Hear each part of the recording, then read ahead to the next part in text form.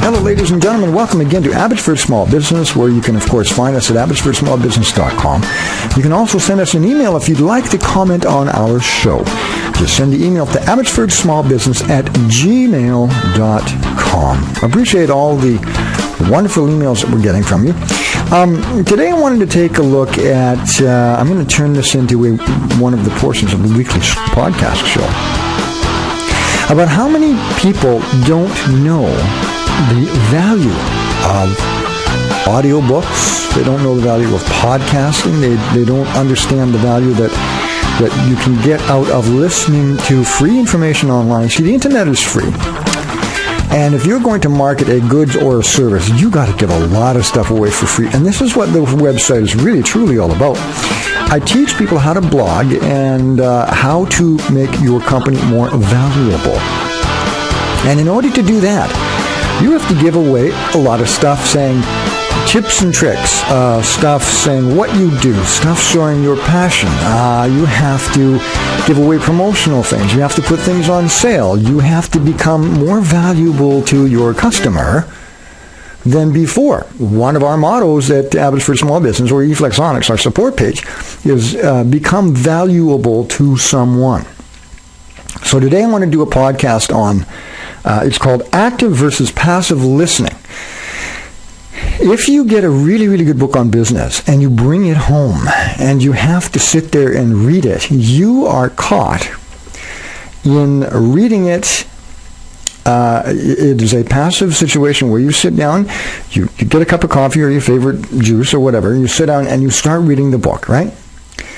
And it may take you several days to go through that book. I have a suggestion that maybe not a lot of people have heard of. It's audiobooks or podcasts. I'm going to take you on a little bit of a journey to a wonderful site. I just love this site. As a matter of fact, I'm considering doing business with these good folks to bring them into the fold. They are called Copyblogger.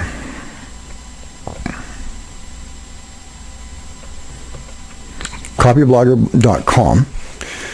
And there you go. Now, I want to show you a couple of really neat things. These guys, make no mistake, these are professional men and women that have been at this game for a long, long time. And what they do is they help you design a website using WordPress. WordPress happens to be, I think, the most popular platform now for blogging or for website design. And first of all, I want to show you how beautiful and how plain and elegant their page is. When you take a look at their top header here, Design, Traffic, and Conversion Solutions for WordPress, you're going to see three little boxes. One is Design with StudioPress, one is Traffic with Scribe, and one is Conversion with Premise. Very simple, very elegant, not very busy. Their message is in the page, and it's unobtrusive. It's not aggressive. It doesn't come and smack you in the forehead with a shovel and say, "Here I am." It's very elegantly done, and I appreciate that. Take a look at what these people have done at Copyblogger. Right down here, toward the bottom of the screen that you're looking at here, it says, grab our free 20-part internet marketing course. Now, I have signed up for it, and I've just been so busy over the last couple of weeks that I haven't been able to really dedicate a lot of time to it. But it says, join over 63,000 smart people today. If you just enter your email address, it will sign you up. And get this. This is a collection of their best stuff. Their best stuff from the past 6 years. Now they're saying, okay, or you're saying to me, why would you give away your best stuff? It's because a lot of people will not take the time to go on the internet, download a podcast, listen to it, or read it because it's free. So they don't think there's any intrinsic value to this kind of information. Make no mistake, this, if you follow this, and I fully intend to follow the instructions on this page, it's going to keep you healthily blogging your company, your business, your passion for months, if not years. Let me further show you here. It says, here's what we've got for you, a systematic, simple way to understand and implement effective online marketing. Of course they're going to try to sell you something, absolutely, but there's so much free stuff here, it's ridiculous. A clear tutorial approach to the copy blogger method of creating a profitable online business or marketing your offline business online. That's important. Let me repeat that. A clear tutorial approach to the copy blogger method of creating a profitable online business or marketing your offline business online. So if you've got a business that's offline, they're saying, hey, come on over here. We've got something really interesting to show you. An organized reference guide to the best of the best that's appeared on Copyblogger over the years and how it all fits together. Go over here and sign up. Please, I'm begging you. Just enter your email address there. It's all free. So today I'm going to show you, it's called passive listening versus active listening. It's really interesting when you start to think about it. Online marketing advice. Now, here is a flash, what they call a flash frame, where it puts different stories in for a couple of seconds, and then it goes on to the next story to grasp your attention. And the one I'm looking for sure is, you call it blogging or not, online content still rules. And right there. So I'm going to click on it. Click to continue. Okay, so you're ending up at their page where their podcast is, right? Says, in this episode, Brian Clark and I discuss, has blogging peaked? The clear future of online marketing. What Twitter wants and how to give it. Is the online playing field really even? Why doesn't it matter at all if blogging dies? These guys are so good. What even the major brands are focusing on right now. And it says, hit the flash player below to listen now. So you can listen. You can also download it. My suggestion is this. If I'm not podcasting, I've got my superphone right here, the Motorola Atrix Android device, and I have set up a series of podcasts that I listen to religiously every week. Business stuff, technical stuff, copywriting stuff, marketing stuff, anything to help you get your business online, I listen to. I love that kind of stuff. I love to do the research and then figure out the best, most impactful ways for you to get your business up and running on the internet and then present them to you. So this copyblogger.com is probably one of the main pages I go to get extremely cutting-edge information about marketing. So here's what I'm going to do. This is an active versus passive listening. So I've got a couple of sheets of paper, and I'm going to show you the strengths and weaknesses of listening to a podcast and sitting down and writing out really, really good points instead of buying a book, bringing it home, reading it, and not really remembering the main points. Now, when I write a book, when I used to read books, I listened to everything. Now, I would take a highlighter, a yellow highlighter, or a pen. And the main points I would underline. And some of my books, I've underlined half the book. They are that good. So what I'm going to do is I'm going to play the podcast through the system here. You're going to be able to hear it, and you're going to be able to watch me as I'm writing down main points. And within, I would bet you, a 10 to 15 minute podcast, you're going to see me hand write down in front of you the main points. And really, this is an exercise to show you how easy this is, how simple this is, how you can do it. Also, consider this. You can download podcasts like this onto your superphone. And then as you're doing the dishes, as you're doing the laundry, you can listen to it. As you're washing the car, you can listen to it. As you're jogging or walking, you can listen to it. As you're doing any menial tasks, as you're driving in your car, you can listen to these podcasts. What I'm going to do is I'm going to set up on one of my blogs, or one of my websites, a corner of the blog and the website to tell you which podcasts I'm listening to right now and which podcasts I find extremely valuable. So you can say, I wonder what Rick's listening to. And then you can zero in, and if you like the podcast, vote with it with me as well. So we're going to change the camera angle. I just wanted to bring up Camtasia and have a small picture of me and then a big picture of the screen. Now we're going to change back to a picture of me fully enveloping the screen and taking notes while I'm listening to this podcast. So you ready? I shall be right back. Actually, you know what? We should We should download this, shouldn't we? Click here. Let's download it. What do you think of Ferris Bueller and his new... No. Let's download it. Click here to download it. So single right click, save link as, and it says IMFSP38. All right, IMFSP38. Let's put it in music. There we go. 56 seconds left. All right. So this is going to be really interesting because this is the way that I do it. I listen to a particular podcast sometimes 2 or 3 times because there's some gems that I've missed the first time. Look at it this way. If you want a free education, marketing your own stuff, if you want a free education about almost anything, you've got iTunes University now. That is absolutely free. They've gone into universities and colleges, and they've digitally recorded all of these lectures, and you can get now an entire education, college or university education, over the internet for free, for nothing. It's iTunes University or iTunes U. Fantastic thing. 1 second left. All right. So we'll see you in part 2. Coming up. Don't go away. This will be fun.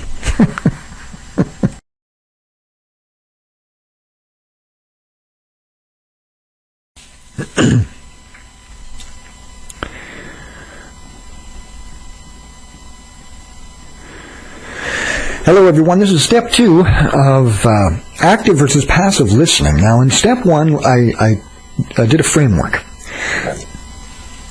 And I wanted to compare just reading a book, you buying a book on business, taking it home, and reading it on the sofa or a chair, wherever you are, versus listening to it in a podcast form, where you can take that same book or that same podcast and take it anywhere you want. You can walk with it, you can jog with it, you can wash the car with it, you can do the laundry with it, you can do the vacuuming with it, you can do the dishes while listening to these wonderful podcasts. And what I'll do is on my blog, I will put a list of the podcasts that I've listened to and the podcasts that I highly recommend. So what I'm going to do is I'm going to push this microphone away from me now, and I will take the sound right down.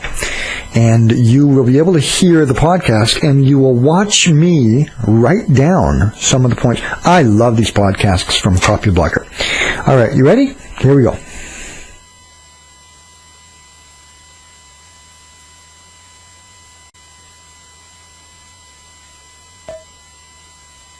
What do you think of Ferris Bueller and his new Honda CR-V? Oh, yeah, that makes total sense. Why would he want that old Ferrari when he can have a Honda? This is Internet Marketing for Smart People Radio. I'm Robert Bruce, here with Brian Clark. This radio show is brought to you by Internet Marketing for Smart People, which, if you haven't heard yet, is our online marketing course that we deliver straight to your email inbox.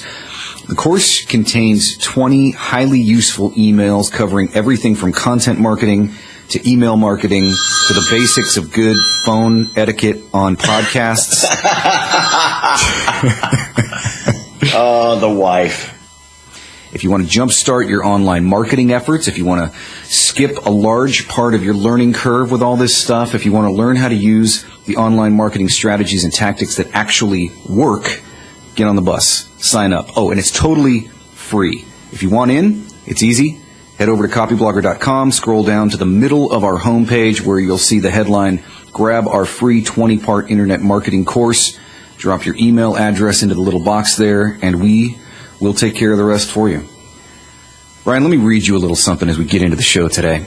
And I quote, "The use of blogging may have peaked as a primary social media tool in the U.S. business world. The new data shows adoption of blogging is declining for the first time since 2007 among the Inc. 500 companies." End quote. It's from Nora Barnes, a University of Massachusetts at Dartmouth researcher, from a new study looking at the online activities of Inc. 500 companies. In a nutshell, The study basically states that more and more of these larger companies are abandoning their own online real estate, their own websites and or blogs, in favor of social networking sites like Facebook and Twitter. What do you think about this? Yeah, I think that's a leap. It's interesting. I read about the study yesterday, which would be Tuesday, and I didn't think much of it because I learned about the study from a very well-balanced and analytical article that really dug into what was being said and the reality of it. And then I was like, okay, no big deal. And then the next day, everyone's up in arms about it. Web basically just published those assertions, no analysis, no questioning. It's kind of, I like Web, so I was a little dismayed, especially since they happen to also be a blog. But then other people blogging advocates are firing back this and that. Some of it kind of really good and humorous. But here's the thing. First of all, and I'll see if I can find that article because I don't even remember where I read it at this point. The Inc. 500 changes every year. It's not just the same 500 companies year to year. It changes actually much more than you might think. So that was the first thing that was pointed out, that even you're not comparing apples to apples because it's not the same company. So you can't really say, you can only say that of these companies, less are doing corporate blogging, not that others have abandoned it. Okay, that's important. The second thing is that the study even points out that certain companies just aren't going to blog, like government service companies and construction companies. That would be ridiculous, right? Government service companies get government contracts. That's their business model.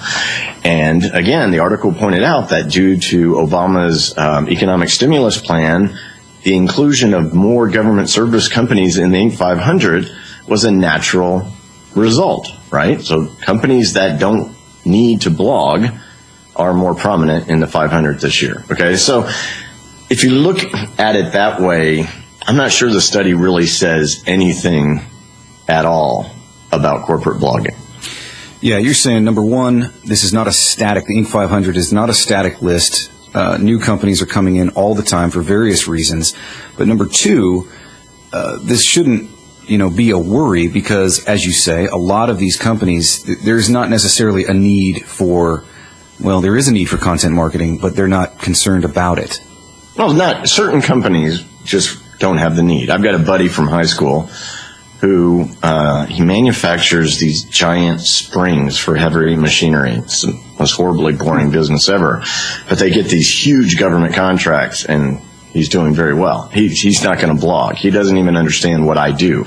But that's not the issue, because there are lots of companies that can benefit from it. But you really bring up the important thing, which is, the thing is, it's not about corporate blogging. I mean, most corporate blogs are horrible because, on one hand, they're corporate, and on the other hand, the idea of what the C-level people thought blogging was supposed to be ended up in most cases being really bad, like press releases and dry drivel about the company instead of being focused on prospective customers or whatever the business model is. So you're hearing a completely different story about content itself, okay? And I'm talking about web content. So, last time we addressed the blogging is dead thing, right? I just said, look, okay, we'll call it content marketing. Is that better? Okay, good. Now, keep using WordPress and keep doing what you're doing. Yeah. Just, you don't have to call it blogging. And I don't think a lot of people call it blogging anymore. And WordPress is, a more functional, full CMS. We build all our sites out of it, whether there's a blog involved or not. But let's look at another report that was issued yesterday about the concerns of CMOs, chief marketing officers, when it comes to digital growth. Among many interesting points, their number one thing they need in order to grow in the online world is shareable content. Bingo, okay? So far this year, I've been spending a ton of time talking to the agency and consulting folks, the people that are on the front lines with all the big brands, and content marketing is all the rage. They get it now. And again, it's a whole mix of things, but it's primarily about content that is spread through social media And then, of course, you get the longer-term benefits of search engine rankings. Google's made that quite clear that the social signals are more important than ever. So the story you hear from this corporate blogging is dying report might actually be accurate, because they're not talking about blogging, but they are talking about building content-focused websites. So it's just nomenclature, really. Copyblogger doesn't look like a blog to some people, right? Yep. So really what's happening here are the big brands are building standalone content sites, many times on WordPress, because that's what the agency people will tell them to adopt. And they are finally thinking and acting like media companies. I'm talking about companies you would never expect, like Procter & Gamble. Of course, we know they've always been into content. What about Clorox and Tide and Coca-Cola, we profiled their big move into content marketing? But that's because it's what works, and they don't think about slapping a blog onto their corporate site, although Clorox, for example, does have an entire section of blogs. Not one blog, not a corporate blog, but consumer-focused content, right? And they are done as blogs. But it doesn't have to be. Procter & Gamble they don't even have really anything about them other than as a sponsor on their Man of the House site. It's a standalone content site that happens to be produced by Procter & Gamble. So that's what you're seeing. Some companies they're building individual media assets, often many of them, 10, 20. Some companies, you'd be surprised, like in the travel space, have hundreds of niche sites that they own.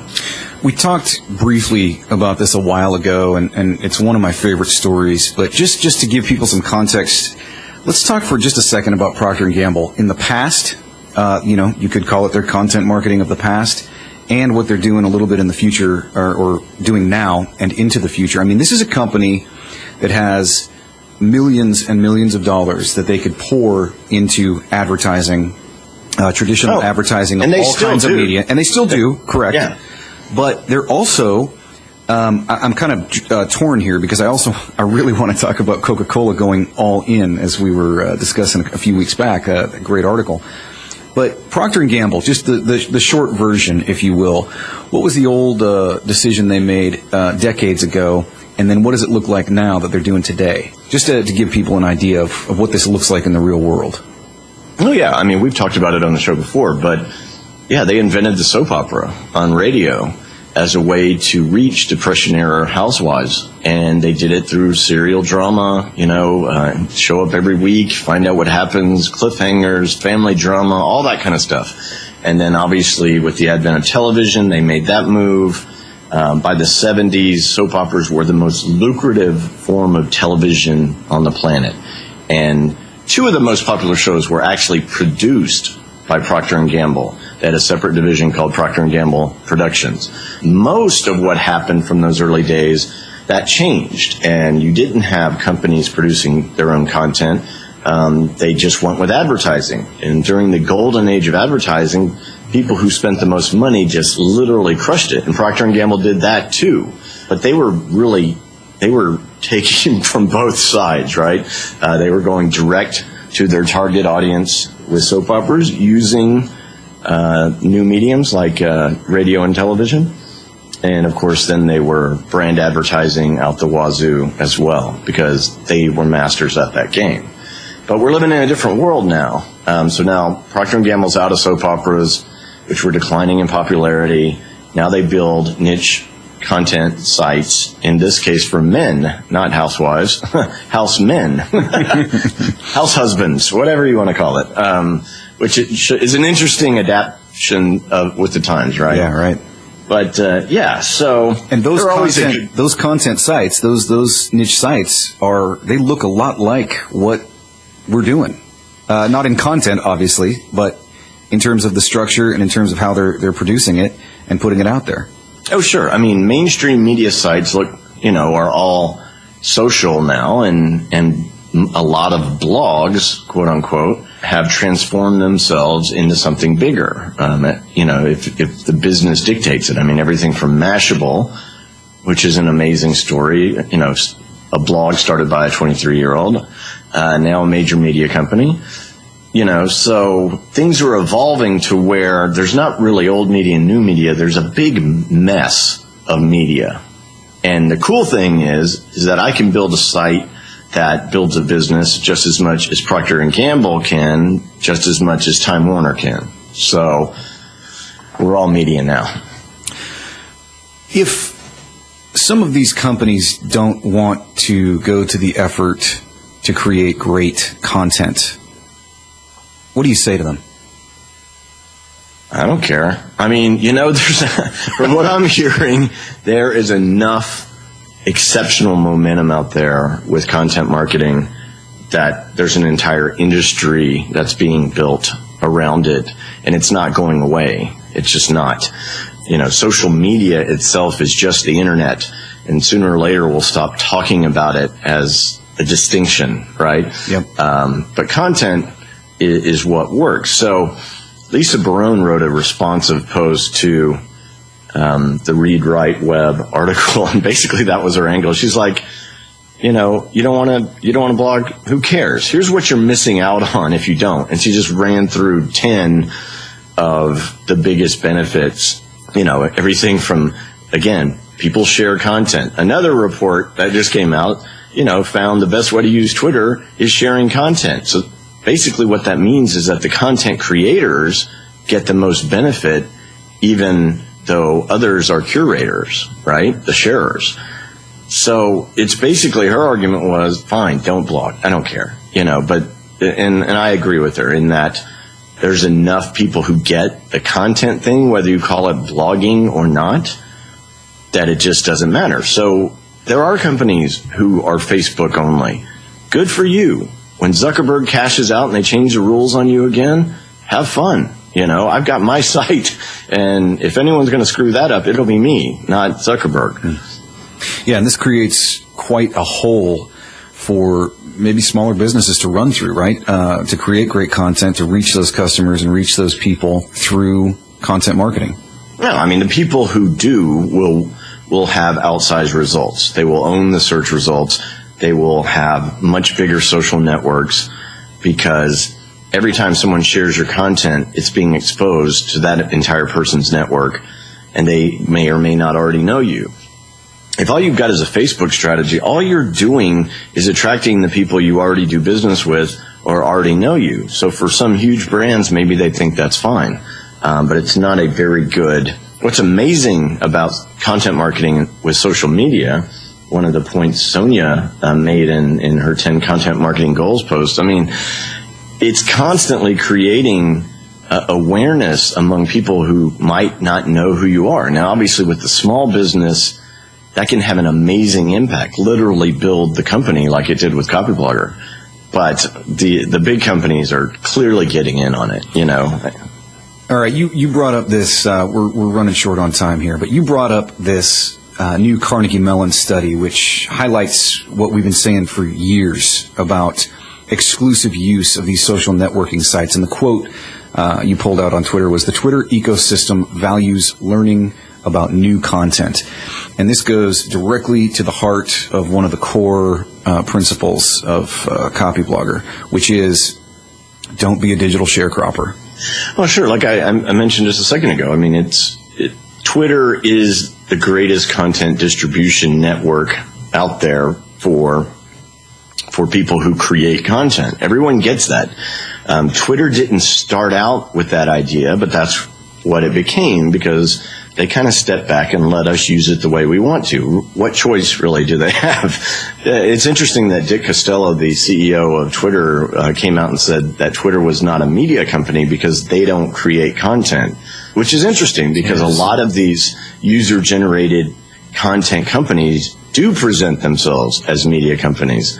So, I don't know. I mean, if you're a content distribution platform, aren't you still a media company? But he just kind of rephrased it as we're in the media business because, of course, they sell advertising. Interesting distinction. But, yeah, so it's the content that people value on Twitter. It's the information. It's about finding out news. It's about finding out useful things about their interest, their industry, whatever. So that's why you produce content, because those people want to share it, they want to read it, and then you can establish that direct relationship with them. Yeah, a distribution system is nothing without something to distribute. Exactly. You've talked before about using content, the reason to build an audience and using content in the context of building an audience. How does that apply to this stuff we're talking about today? Again, going back to Sonia's post of this week that talked about the goals. I mean, everything from, that lead generation aspect, establishing trust and rapport, and stuff that used to be traditional advertising or copywriting, like overcoming objections, expressing benefits. All of that can be done in a so much more friendly and useful way over time with content. But the one she focused on at point 9, developing new business ideas. I'm going to be talking about this in detail because, again, that's how we built the company. We had an audience first, and then we listened to the audience. We watched. We didn't necessarily survey or ask, but we watched, and then we, time after time after time, figured out what people wanted and would actually pay for because it solved a problem. That is kind of my project for this year. You'll be hearing about it more. Is that cryptic enough? I'm interested. Well, you kind of have an unfair position. Right. I get a little inside look before you make it public, right? Sure. So what's a good takeaway for all of this? For somebody who is looking at these articles and these studies, they're doing content marketing, they're blogging, they're putting content on their websites. What does it mean for them? It basically means that content's the thing. It's what people want. They don't want advertising. They want content that solves a problem. This has got a lot of very smart people to finally see the light that they indeed do need to be digital marketing companies. In fact, a lot of the big brands they're really into that. It's cool, right? Everyone wants to be their own version of Uncle Rupert Murdoch, I guess. And then for the little guys, of course, we all enjoy building our businesses, obviously, but there comes certain side benefits of having an audience, fans, people who look forward to hearing to you instead of turning up their nose when they see another one of your ads. So that's the deal. This is what works now in online marketing and marketing in general. So get in on it. It's actually kind of fun. If you can't, you're not a writer, not a content creator, figure out a way to partner, hire, bribe, whatever. You gotta get a team together and act like a producer. All right, I got to get out of here to get some writing and editing of new content done, which will, of course, appear on copyblogger.com shortly. Thanks for listening, everybody. And Mr. Clark, as always, save Ferris. Oh, please do. 1, 2, 3.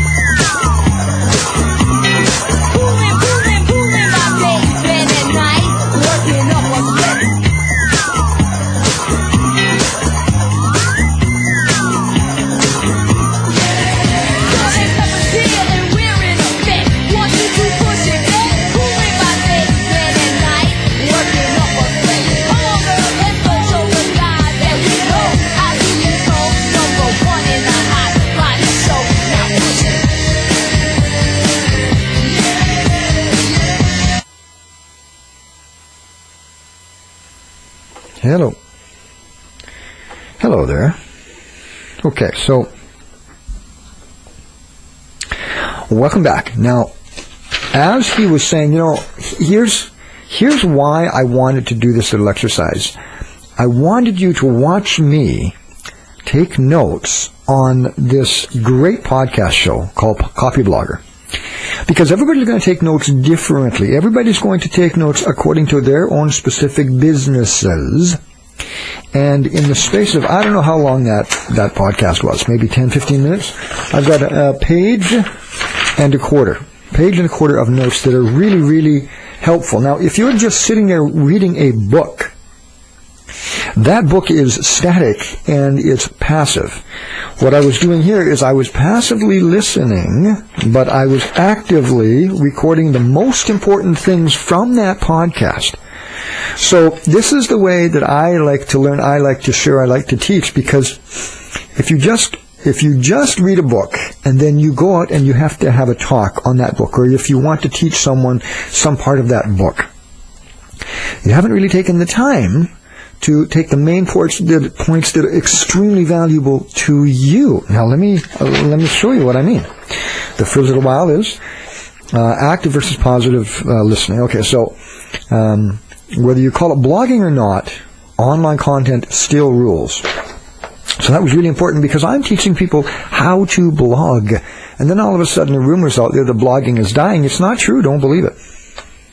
Internet marketing for smart people. I like that catch tune.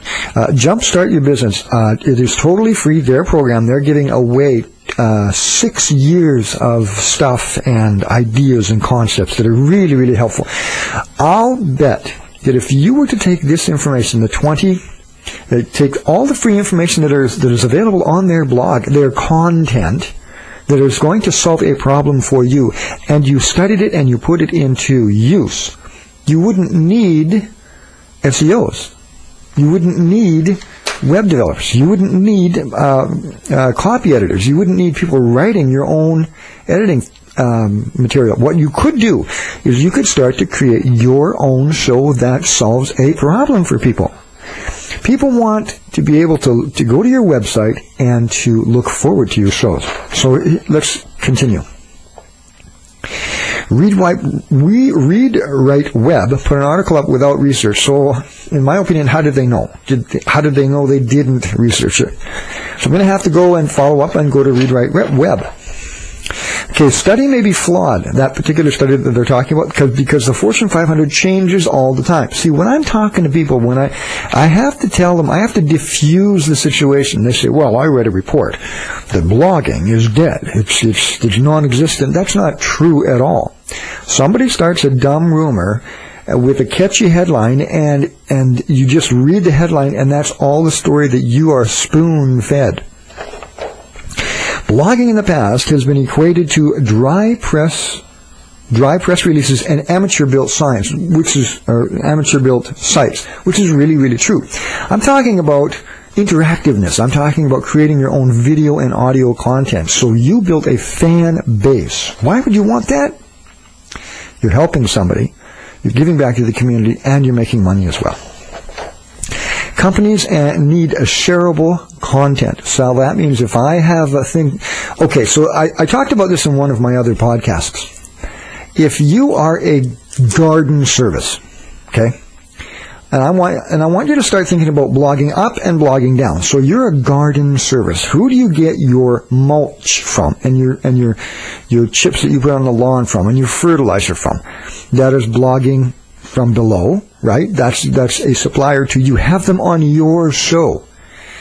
Invite them to your studio or wherever you want to blog, either your audio or video, and sit them down in front of your microphone and your camera together with yourself, and ask them about how their business would solve an issue. Now what you're doing is you're teaming up. You're putting added value on your blog. Okay, benefits long-term, better web rankings from Google. That's really important to me. He talked about Tide, Clorox, Coca-Cola have all well-established websites. Procter & Gamble, their old decision, they invented the soap opera, which is really, really fascinating and interesting. They invented the soap opera years ago. And by the 70s, soap opera was the most profitable brand for marketing. Interesting to know. And then, really, soap opera just turned into internet, social, and blogging, right? Using radio and television. So soap operas used radio and television. Now, anybody's business can use the internet instead of radio and television. Radio and television is expensive. Tell me something. Who of you out there can afford a $10,000 radio spot? You have to be making a ton of money. Now, that $10,000 could operate some businesses for 6 to 8 months. Think about that. One radio spot out at a local radio station, and I'm sorry, radio stations, but terrestrial radio is in trouble. One spot at $10,000 at a local radio station could likely pay your wages as a small and medium-sized businesses for 6 to 8 months. Think about that. Things are evolving now, so there's no one size fits all. He said it's all a mess. Good to know. Marketing on the internet is still dominant and will continue to grow. Content is what works. These are from my notes. Don't put all your eggs in one basket. When Zuckerberg of Facebook cashes in, good luck. You do not want to put all your marketing ideas, your concepts, your content in a social media platform that may fold someday. Now, what about Google? What about YouTube? Well, they may fold too. So I'm just saying, you should have your fingers in a whole bunch of different pies. You should be working Twitter. You should be working YouTube. You should be working Google. You should be working Google+. Some older stuff is MySpace, but MySpace is dying. So there's going to be something that will come up even after that will take the place of MySpace. If you market everywhere, it constantly reminds people of who you are and what you do. You've got to start looking at, how should I market? The best way I've seen is by video. Video shows, episodic shows of your business and how you solve someone's issue or problem. Twitter leads the way in content. They let people use it the way they want to. It kind of got out of control, and I'll bet you the originators of Twitter said, I don't know where this is going. We're just going to allow people to guide us and use it their way. That's what he said. They used Twitter their way. Keep producing content. That is the key. So over and over and over again, they hammered through this short podcast, content is king. Sonia was talking about goals, establishing rapport. You can do that now on your blog. Good takeaway, the best takeaway. Content is what they will want to solve a problem or an issue. Site benefits, fans will look forward to your shows. You can have a TV show on the internet and act like a producer. So through that 10-15-minute podcast, it's probably 10 or 15 minutes, I have a page and a quarter of notes of what really spoke to me in my business, so I could decipher it, pull it apart a little bit, put it together the way it fits into my structure, my business structure, and then present it to you. So, I mean, out of here, I could get 2 or 3 podcast shows or one dynamite long podcast show. If you want to produce a podcast show that's 5 minutes, produce a podcast show that's 5 minutes. Do you know that with a 1-hour show, if it takes you 3 or 4 days to do 60 minutes of good, solid video where you change the subject every 5 minutes, you've got 60 divided by 5. Right? So what is 60 divided by 6? 12. 12 shows that you can put up episodically every week. It doesn't have to be a long, convoluted show. It can be 3 to 5 minutes. That's sometimes that's all you want to get out there. It's all the content you can get or you can talk about. So think about that. Your shows can be 3 to 5 minutes, and then just release them every week. So, folks, I hope it was a fun podcast where you got to see me taking you to blogspot.com, which I just love that page. Take a look at how they've marketed that page. It is unbelievable. And what I really appreciate about Blogspot, and I've already told them this, is they talk about their website and how they've torn it apart, what works, what doesn't, their strategy. It's just like being invited into one of their meetings, one of their technical meetings where they're talking about their blog and their website. It's brilliant. People think they wouldn't be interested in that kind of stuff, but people are thirsty for knowledge. They're thirsty for education. They're thirsty for entertainment. They're thirsty for things that will solve an issue. Copyblogger does it, and it shows you how to build a great blog and website through content management and using their software, but they give a ton, and I mean a ton, away for free. That's what makes me keep going back to their website time and time again. Folks, thank you so much for joining us on Abbotsford Small Business. This is Rick Haaland. You can send us an email, abbotsfordsmallbusiness@gmail.com. Thanks again. We'll see you next show. Take care. Bye-bye.